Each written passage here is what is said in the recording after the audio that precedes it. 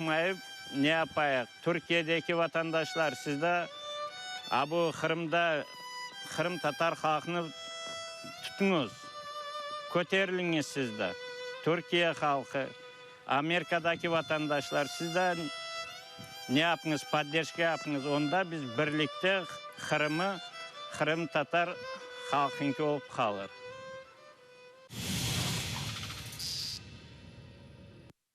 Ablakim Bey çok yaşlı şeyler etti ve sonunda Kırım gerçekten de Kırım Tatarının olacağına umutlarını beslegen bir vatandaşımız. Biz de buna umut etimiz ve bunu tek biz yapabiliriz deyip her gün ben bunu tekrarlayayım ve her günde tekrarlamaya devam edeceğim. Çünkü bu bizim aklımızda, bu bizim her yerimizde. Nereye ketsek, nereye baksa bakayık, eşiteyik. Bunu her vakit aklımızda tutmak gerekmiz. Kırım bizim olacak, o bizimdir inşallah.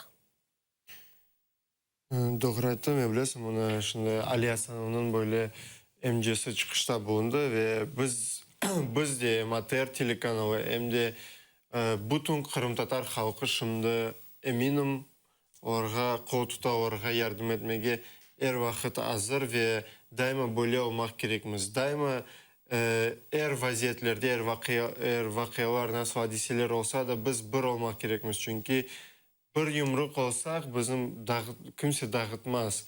Nasıl balaban düşmanımız olmasa da böyle bir Türk yolbaşçısı Ertuğrul böyle şeyini aytkan. Düşmanımız ne büyük olsa o kadar da biz öz cesurluğunu böyle bakarız nasıl ne kadar da biz cesurmuz.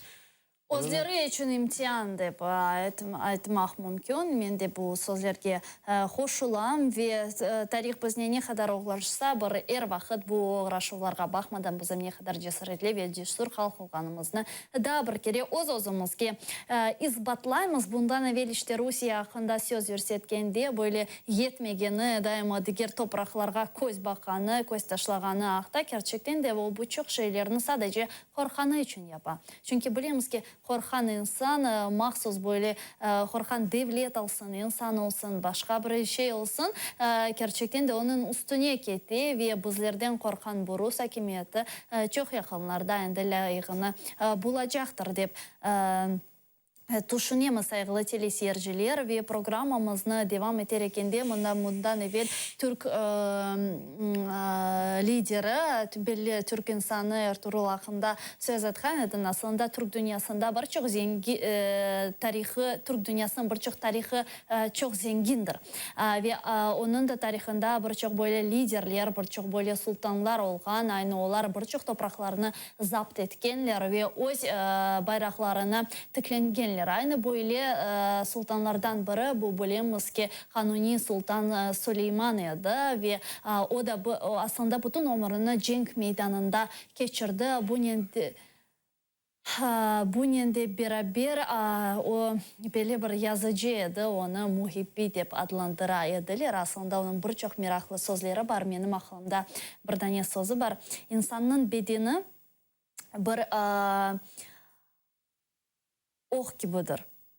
Yani bedeninden bu ok çıkanda aslında bedeninin hiçbir manası kalmayı deyip aytkan. Çünkü gerçekten de cansız. Çünkü gerçekten de bir tarafka bakanda her bir insanın kalbinde böyle nasıl diyeyim bir ceryan olması lazım. Böyle bir ıntılış her bir insanın kalbinde aslında bu var. Tek onu ne vakitler kim ne vakit açacağı belli değil. Ve bana sen bu sözünü ettin, ben de hatırladım bu Ukrayna yazıcıları yanlışmasam bu Simonenko yazıcısı böyle aytkandı. İnsanın bedenini mümkün öldürmeye ama canını her insanın sen canını öldürmeyesin. Yoksa mümkün canını öldürmeye ve tek insanın bedeni kalacak. Onun için sen onu seçmek gereksin. Sen kimsin? İnsan mısın yoksa sen böyle diğer böyle nasıl ağırlıklar olsa sen de böyle sınmak hazırsın mı? Onun için biz de şimdi nasıl ağırlıklar olmasa da canımızı hiç kimse bizde zapt etmez. Ruhumuz bizim var. Çünkü. Elbette ben Elbette bizim kırmızını, toprağımızını şimdi işgal ettiler ama bizim canlarımızını, bizim akıllarımızını hiç kimse işgal etmedi. Onun için biz de böyle, biz bunu bilemiz ve biz de hareketler yapamız ve eminim Rusya bizden böyle uğraşa çünkü belli ki biz böyle bir şey anlamamız çünkü belli ki biz böyle öyle bir halkımız, akıllı değilimiz, cesur değilimiz. Yarın olmasa Burskun eminim. Bu devletin prezidentleri, bu devletlerin şimdi yol başçıları eminim daha bize böyle tizlerde yürüyecek ve bize affı soracaklar. Men de şunu aytmak isteyim ki, kıymetli dostlar, bizde hiçbir vakit bunu unutmanız. Bizde onlarda olmagan bir şey var. Bizde ruh var. Aytalar ki, mına Rusya'da binlerce harbiler, yüzlerce, milyonlarca insanlar, birçok texnikalar varsın olsun. Varsın binlerce insanları olsun. Varsın milyonlarının texnikaları olsun. Ne olsa olsun, onların ruhu yoktur vatandaşlar. Bizim ruhumuz olganca onlar kimdir? Gerçekten de bundan evvel aytkan edim, insanın bedeni bu bir yaydır. Göңlөсі bir oktur. Ok çıkanda yayının hiçbir manası, hiçbir emiyeti kalmay. Bizim göңlümüz bu bir büyük bir oktur, saygılı teleseyirciler. Programımızı devam etemiz ve Türk dünyası hakkında söz örsetkende keliniz belli bir şair Habib Abu Tamam hakkında rubrikanı seyrettik. Habib Abu Tamam dünyanın en meşhur Arap şairlerinden biridir. O 807 senesi Damask'ta Yunan ailesinde dünyaya geldi. Daha kiçkene ekende İslam'ını kabul etti. Gençlik çağında ise meraklı zanaatlarını sınab baktı. Bununla beraber birçok memleketlerini ziyaret etti. Onlar arasında Suriye, Mısır ve Irak'ta var idi. Seyahatlarının birinde onu yerli emir koru ve sarayga hizmet etmeye davet etti. O, sultanın adına şiirler yazmağa vazifesini ala. Bu vazifeni Habib Abu Tamam mükemmel şekilde beceri. Birkaç vakit geçken son onu sultan poçtacılığının müdürü olarak tayin ettiler. Bu vazife çok kıyın idi. Çünkü aynı sultan poçtacılığında gizli malumatlar saklangan. Abu Tamam belli şair olarak birçok eserlerin müellifidir. Bundan da gayrı şair çeşit Arap yazıcı ve şairlerin eserlerini büyük bir ensiklopediyaga toplagan. Onun kitapları birçok tilşinaslarga ve araştırmacılarga yardımcı olgan. Kitap alhamasa günümüzge saklanıp kalgan Abu Tamam'nın en meşhur kitabıdır. Bu kitapta yüzlerce meşhur Arap şairlerin eserleri var. Şunu da kaydetmek gerek ki Abu Tamam Arap şiiretinde yanı üsluplarını yarattı. Onun şiirleri çeşit mevzularını aydınlata. Ama en mühim ve esas mevzulardan bu sultanın, Arap ordusunun ve seferlerin hakkında yazılgan şiirleridir. Abu Tamam 9. asırının en meşhur ve ulu şairlerinin sırasına kire. Onun yaratıcılığı birçok şairlerge tesir etti ve araştırmacılarga yardımcı oldu. Abu Tamam Arap tarihinde gayet büyük izini kaldırdı.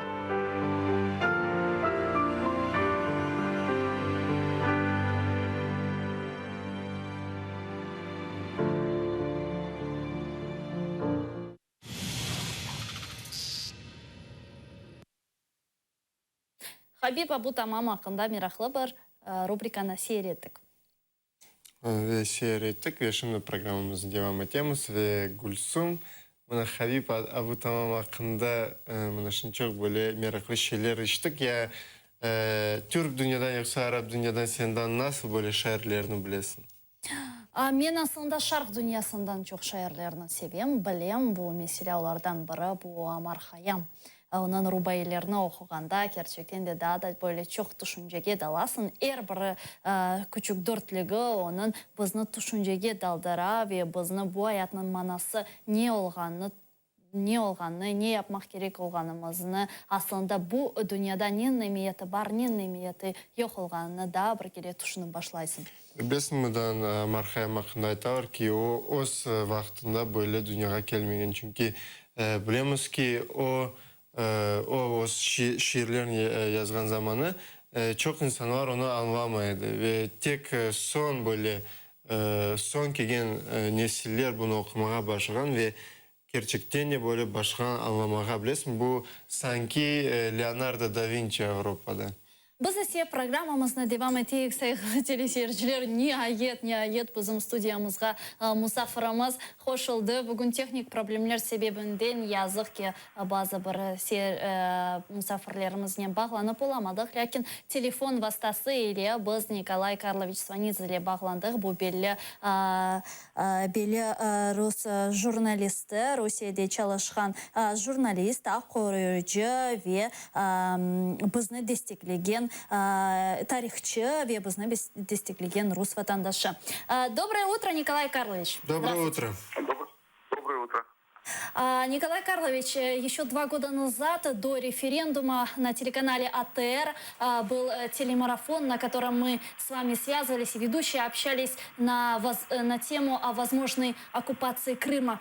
Вот уже как 2 года Крым под оккупацией, и репрессии против крымско-татарского народа с каждым днем усиливаются. Наверняка вы мониторите ситуацию, и вы видите, что тут обыски, аресты, пропадают просто люди. Как вы оцениваете эти события на территории Крыма?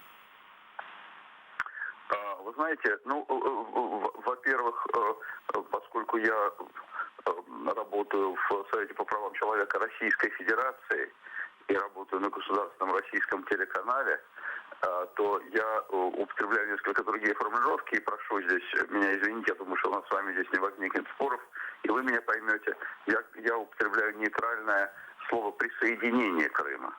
А дальше уже можно его трактовать по-любому, это слово «присоединение». Значит, что касается ситуации сейчас с крымско-татарским населением полуострова, то оно мне представляется очень проблемным.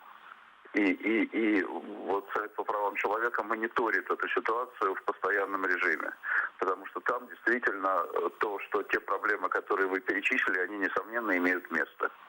Вот. Конечно, я думаю, что здесь нет преследования, я надеюсь и мне кажется, что здесь нет преследования со стороны крымских властей по этническому признаку, но есть признаки преследования политического. А это политическое и этническое в данном случае могут сливаться, к сожалению. И поэтому действительно мне представляется, что проблема серьезная, и моим коллегам, которые работают в группе Совета по правам человека по Крыму, тоже кажется, что ситуация достаточно серьезная. Мы все время ее отслеживаем. Мы сейчас встречаемся достаточно регулярно по этому поводу и будем принимать некие решения, которые может принять Совет по правам человека, потому что он при президенте РФ.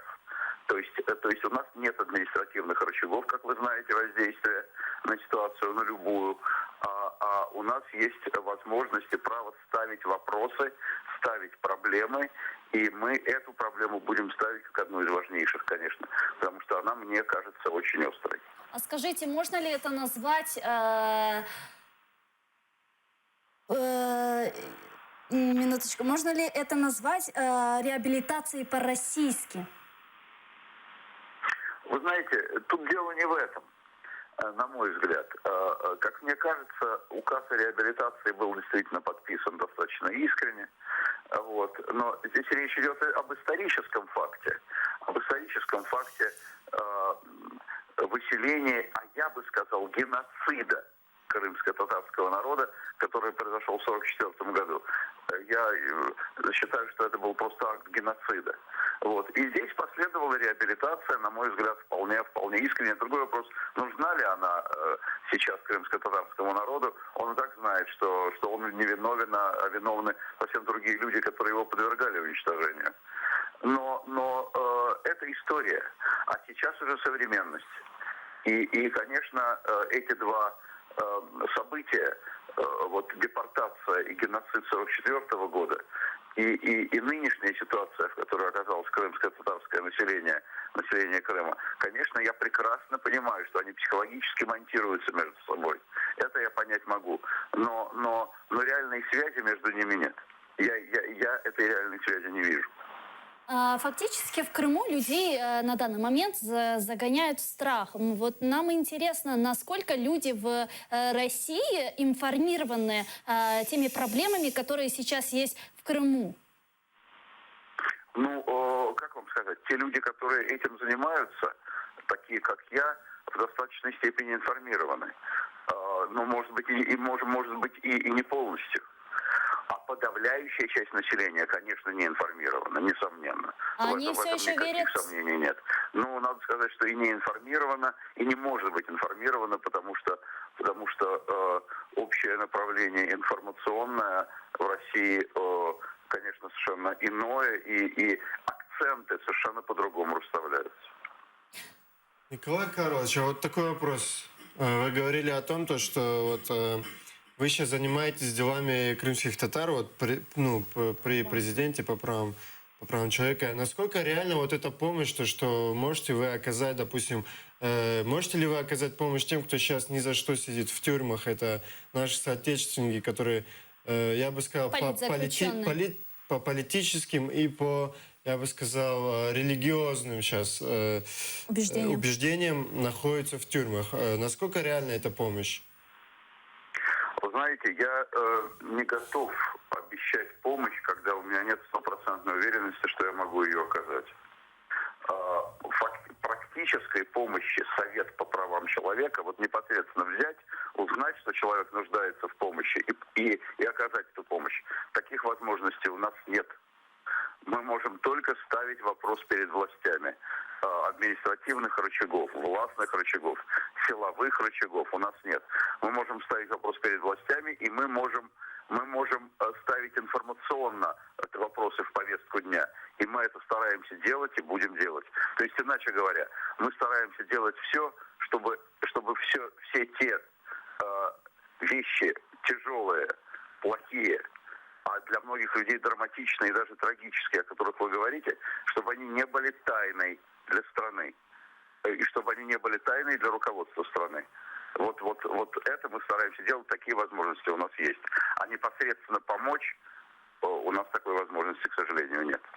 А скажите, вот до этого вы сказали о присоединении, да, Крыма к Российской Федерации. А видите ли вы, скажем так, не деоккупацию, а отсоединение Крыма и возвращение Украине? Потому что как может сейчас, что может повлиять вообще на путинский режим, по вашему мнению? И как вы думаете, насколько действуют санкции Запада на Российскую Федерацию?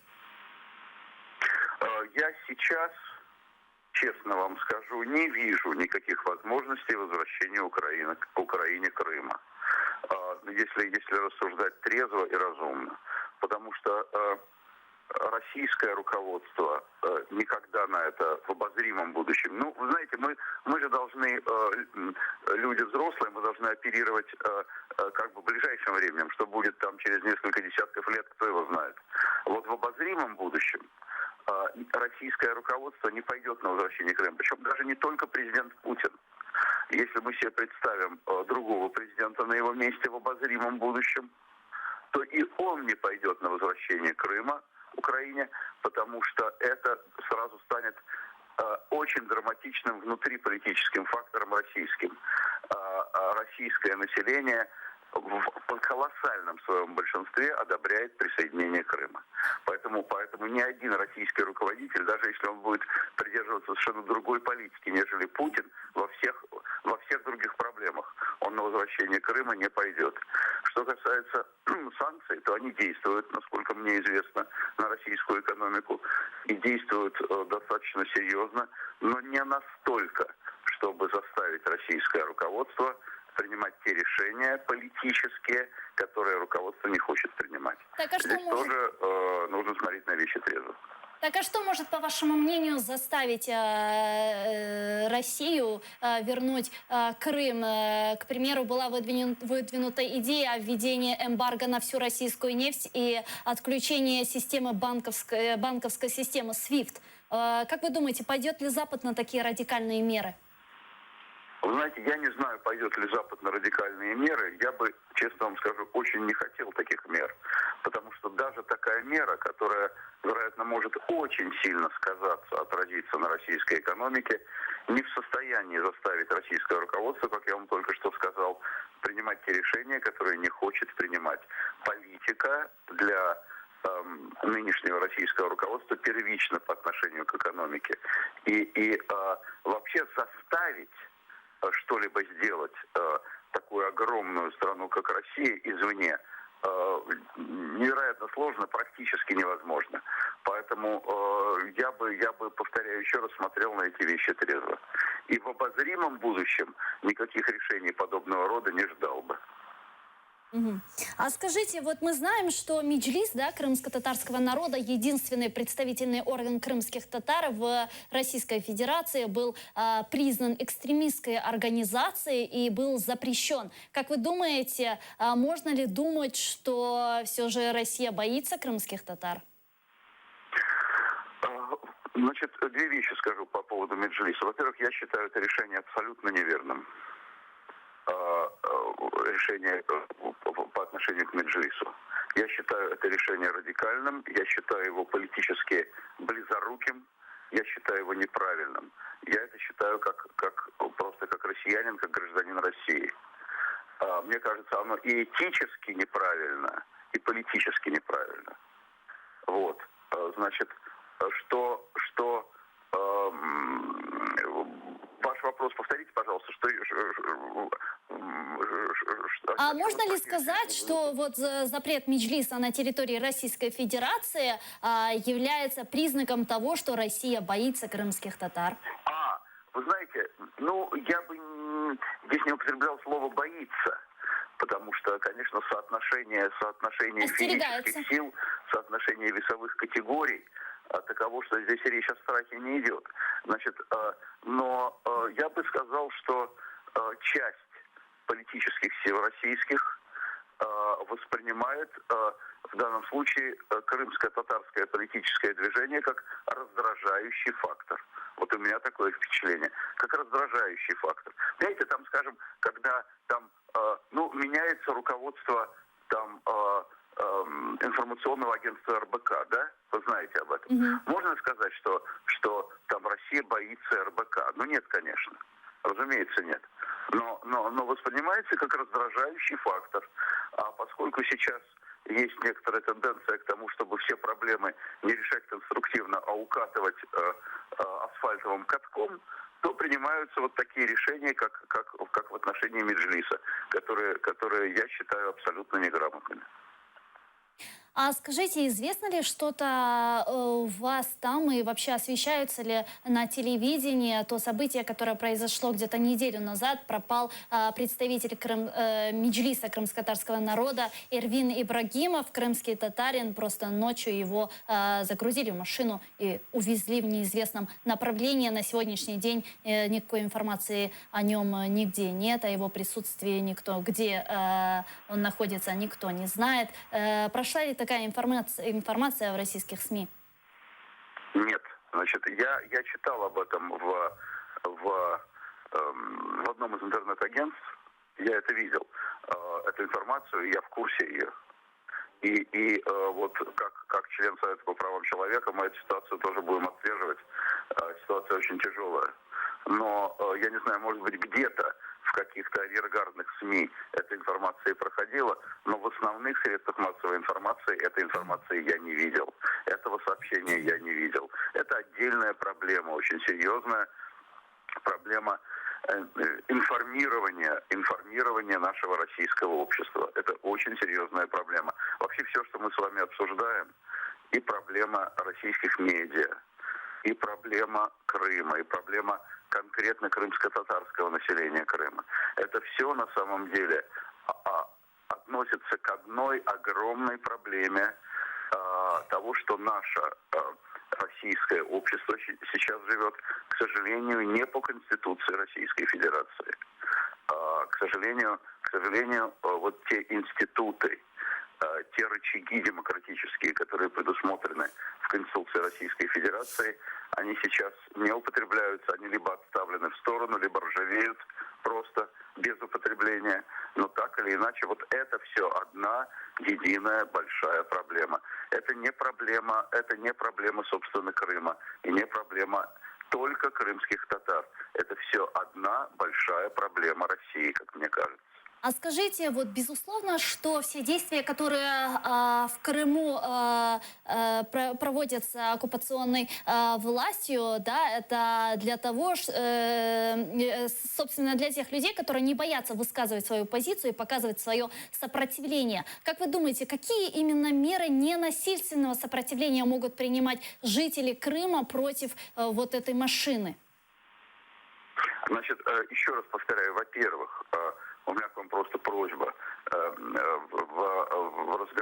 разговоре со мной не употреблять формулировки «оккупационная власть», поскольку вы меня ставите в достаточно тяжелое этическое положение такой формулировкой. Да, Поэтому извините. давайте мы эту формулировку употреблять не будем, а будем употреблять, я вам предлагаю, более нейтральную, которую я предложил, а ее вправе и вы, и я трактовать по-своему, правда? Да, хорошо. Присоединение. Российская Значит, власть. что касается того вопроса, который вы поставили, ну, там действительно, я еще раз повторяю, ситуация очень тяжелая. На мой взгляд, крымские власти нынешние, они не в состоянии адекватно справиться с ситуацией. Не в состоянии. Они умеют, как мне кажется, вот на данный момент проявляют умение только в том, что касается силовых методов решения всех вопросов. Разумеется, с крымскими татарами, как и с любым другим народом, так поступать ни в коем случае нельзя. На мой взгляд, они закладывают бомбу под стабильность Крыма. Неважно даже, кому в данном случае относится полуостров.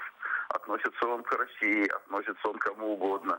Они закладывают бомбу, потому что так относиться к правам очень важного, с такой огромной историей, с такой огромной трагедией в истории народа, как сейчас относится крымская власть, на мой взгляд, прежде всего абсолютно неправильно. И если они этого не понимают, это очень плохо и для Крыма, и для России в целом. Николай Карлович, вот такой вопрос. Возможно ли в Крыму защитить права человека до того, как он попал в тюрьму, или как у него провелись обыски, или до того, как его похитили? Возможно ли вот до всего этого защитить права человека? А что значит до всего этого? Как? Ну, имею в виду, то есть вы занимаетесь... У меня к вам просьба уточнить вопрос. Я имею в виду, допустим, возможно ли вот защитить право любого крымского татарина, либо крымчанина до того, как он попадает в тюрьму? В каком смысле? Ну, а возможно защитить право любого человека до того, как он попадает в тюрьму? Ну, просто, понимаете, в Крыму другая ситуация, как мы видим. Любого гражданина любой страны. Если по отношению к нему применяются репрессивные меры, тогда его надо защищать. Если по отношению к нему не применяются репрессивные меры, тогда он не нуждается в защите. Я не совсем понимаю ваш вопрос. Имеется в виду о террористической признанной в Российской Федерации террористической организации Хизб ут-Тахрир. Нет, ну здесь, понимаете, в чем дело?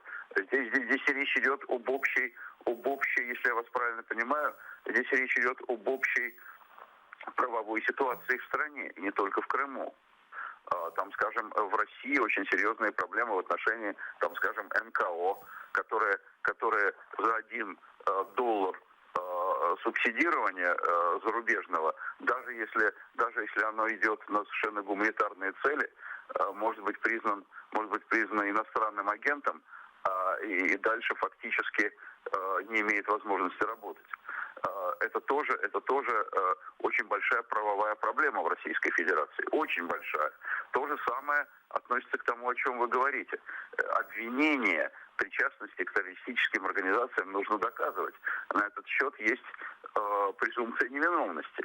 Значит, если пункт о презумпции невиновности, который существует со времен древнеримского права, не используется, не учитывается, и сам человек должен доказывать, что он не террорист, не экстремист, что он не ходит с бомбой в кармане, что он не хочет ничего взрывать и никого убивать. Если он это должен доказывать, а не государство должно доказывать, что он плохой, это свидетельствует о том, что у государства очень серьезные правовые проблемы.